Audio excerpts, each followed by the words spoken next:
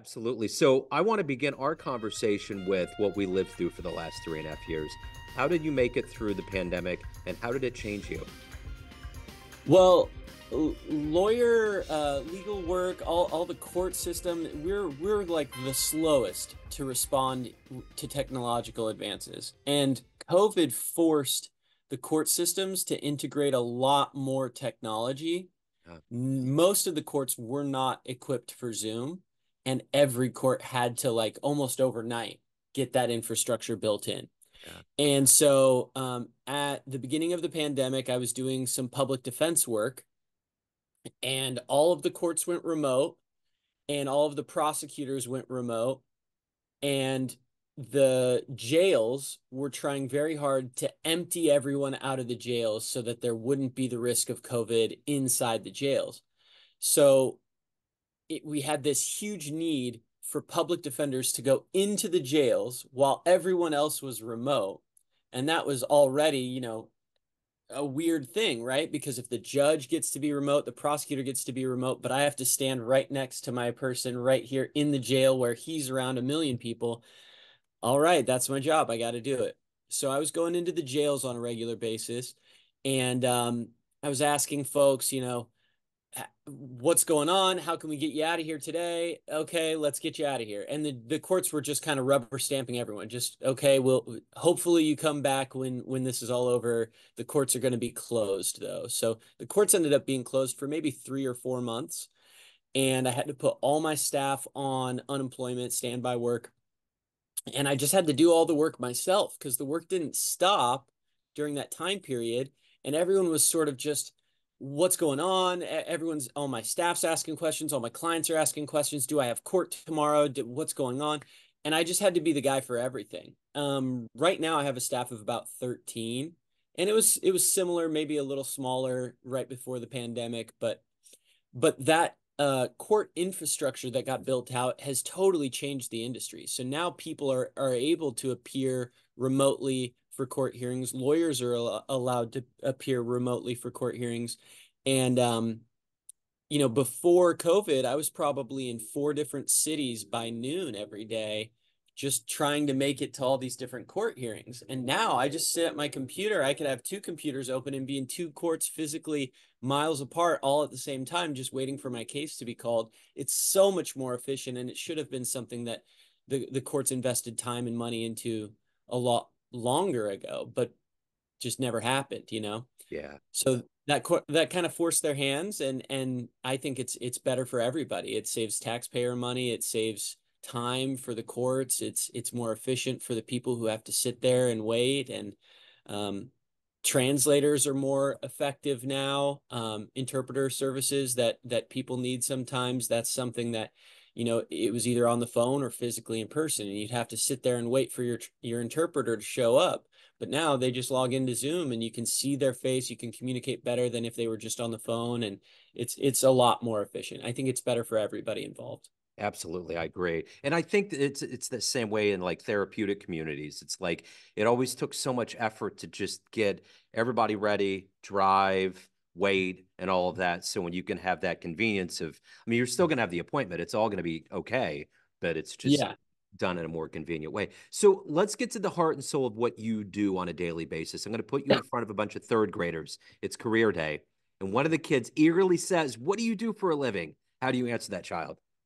Car crash, call Josh. That's the slogan. And I'm a lawyer. I love being in court, but a lot of what we do is just negotiations in the car accident world. So someone says, "Hey, I was injured in a car accident." I help them to get the medical treatment that they need. At the end of their medical treatment, I gather all their bills and I send a letter to the insurance company and I say, "I want $1 million." And they say, "Not a chance. We'll give you $500." And then we meet somewhere in the middle. Okay. All right.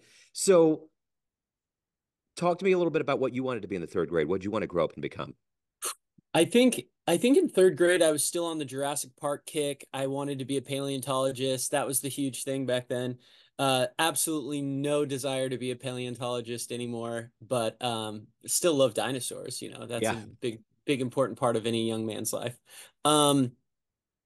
Yeah, no, I think that for me, it was meeting my father for the very first time that kind of spurred this interest in being a lawyer. I was raised by a single mom. My father just kind of left when she was pregnant, and I found him on the internet, and he was a lawyer, and he offered to pay for the rest of my undergrad.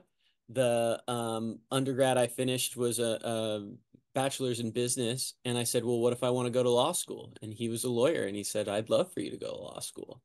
So I did. And that was sort of the thing that pushed me in that direction. Like I said, I was raised by my mom. I only knew my mom until I was about 21 years old.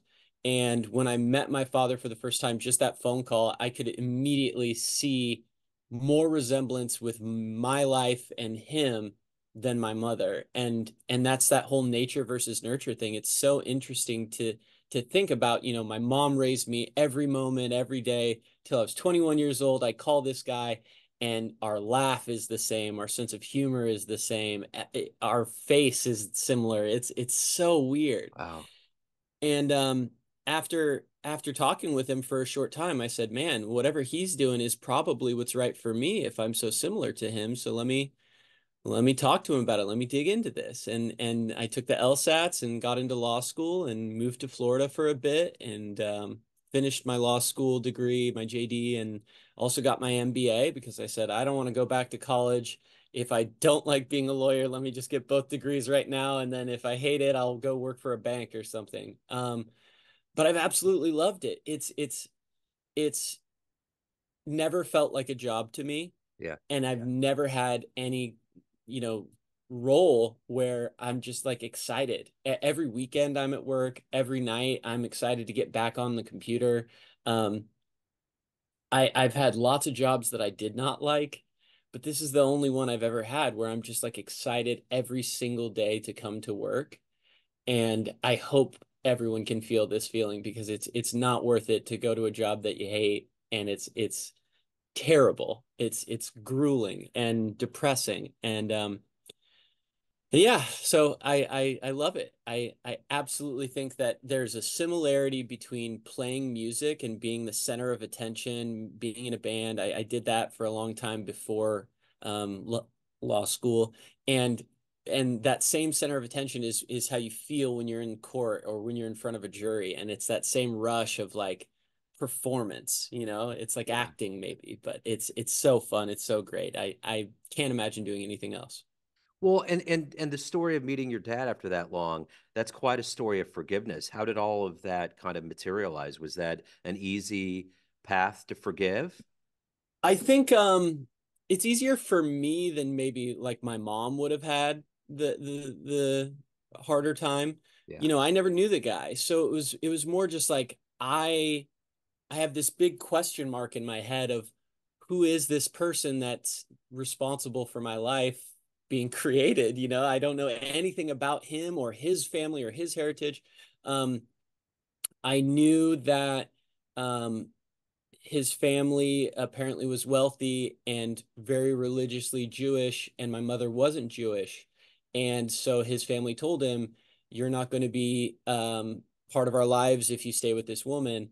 And so he left and he joined the army. And then after the army, he um, went to law school, undergrad in law school, and then became a lawyer. And my mom just kind of had to do it all on her own. And that was really difficult for her. And I saw her struggle. I'm the oldest of five kids, and so I was the only boy and the oldest, so I had to help raise my sisters, and I had watched her struggle for my entire childhood. But um, I didn't ever blame that on him, and I think a part of her blamed that on him. And so when I met him for the first time, it was never about blame. It was really just about excitement. Like, who's this guy? I was so excited. And then I talked to him and I said, why didn't you ever reach out? Why didn't you ever try to find me? Why am I 21 years old and the kid trying to find you?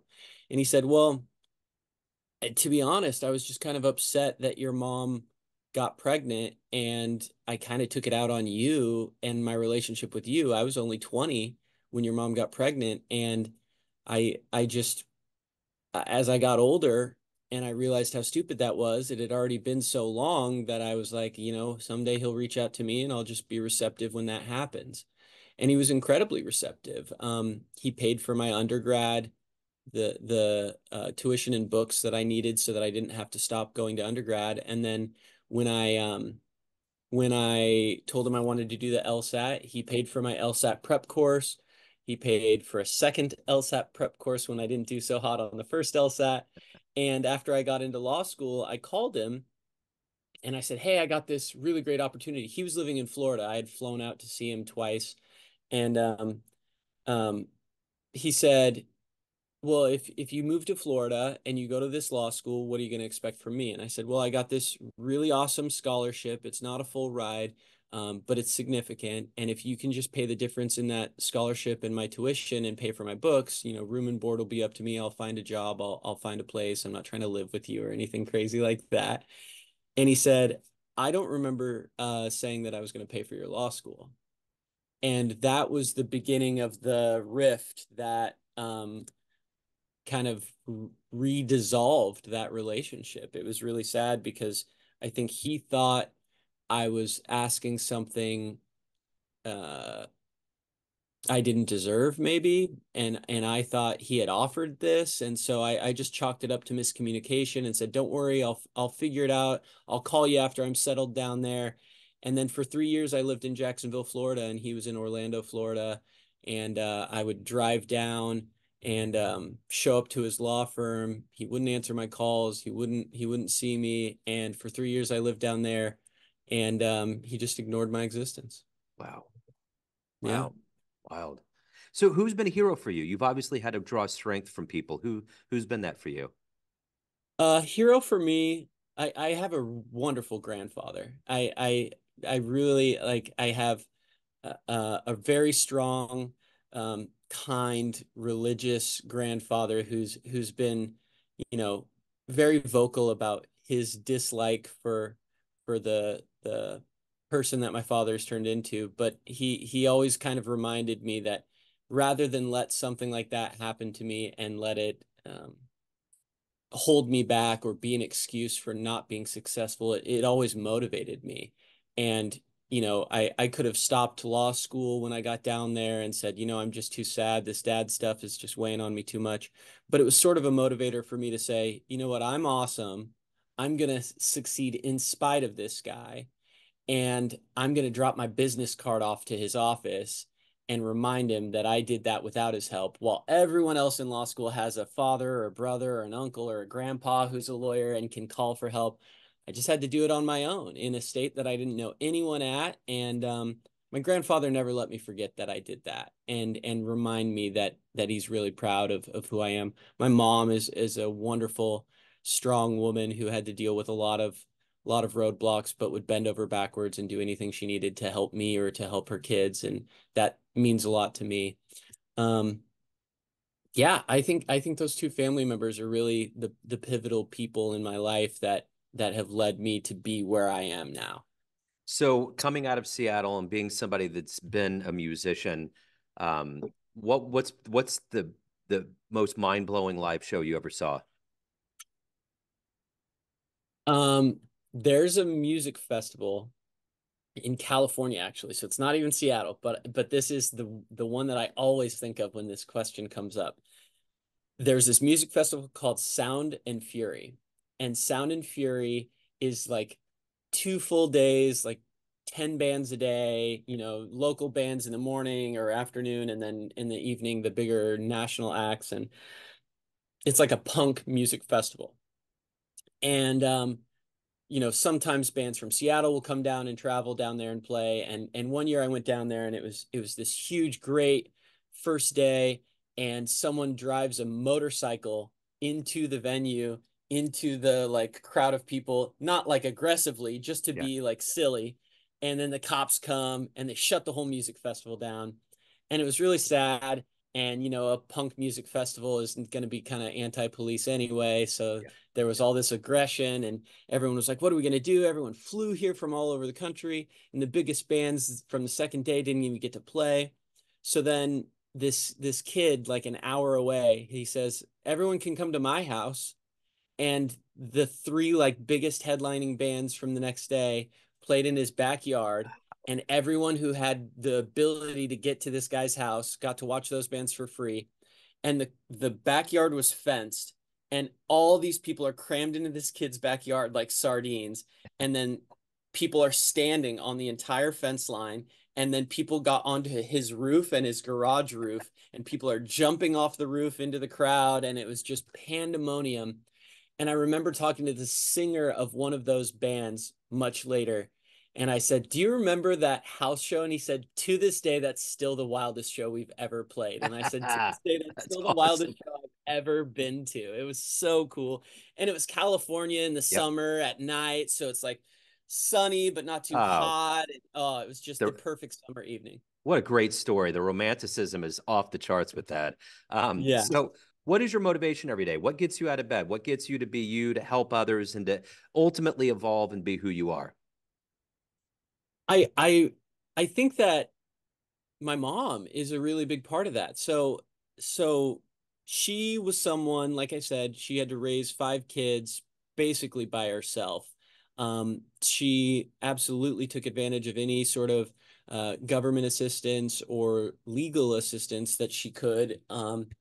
And that was something that was never really, something I was embarrassed about or grew to be like, shy about. And um, as I became a lawyer, it was really important to me to find ways to give back to people in that same capacity. So I did a lot of work with family law clinics, sort of volunteering my time to people who needed help creating parenting plans or victims of domestic violence. My mother was a victim of domestic violence for most of my childhood with the next couple of guys that she was around.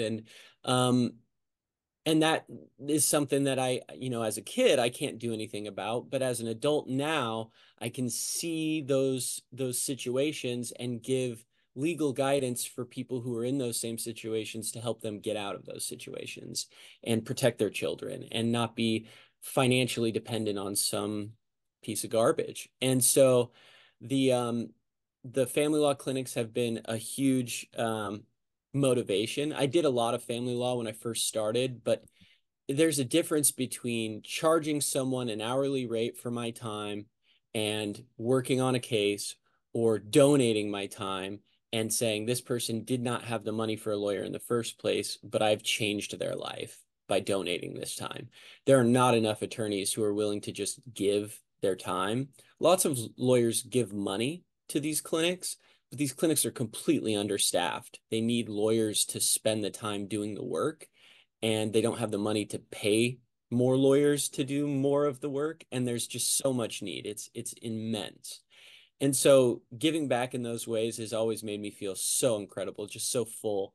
And people just weep for 30 minutes of your time to give them the guidance and clarity and relieve that stress. You can almost watch it melt away from their face when you're giving this very, from a family law attorney perspective, very simple advice. Do this form.